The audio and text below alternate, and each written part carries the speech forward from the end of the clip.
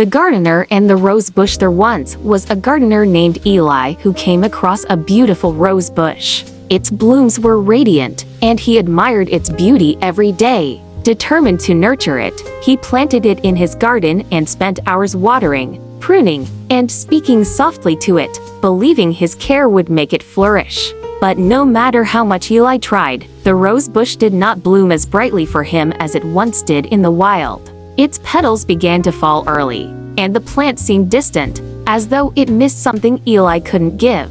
Eli blamed himself, thinking he hadn't done enough or that he wasn't the right gardener for this bush. One day, an old traveler passed by and saw Eli struggling. He asked, "Why do you look so troubled, young man?"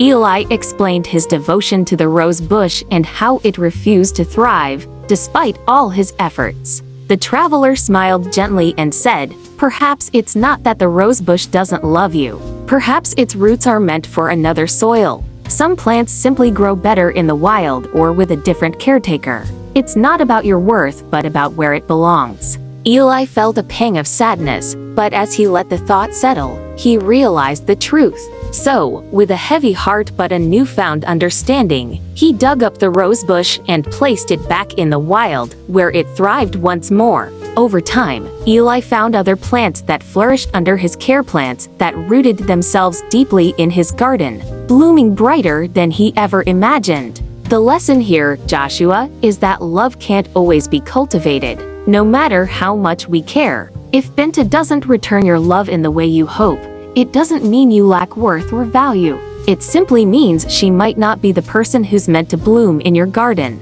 When you let go, you make space for someone who will not only thrive in your care but will also nourish and cherish you in return. Moving on may hurt now, but it's a step toward a love that truly belongs to you. What do you think?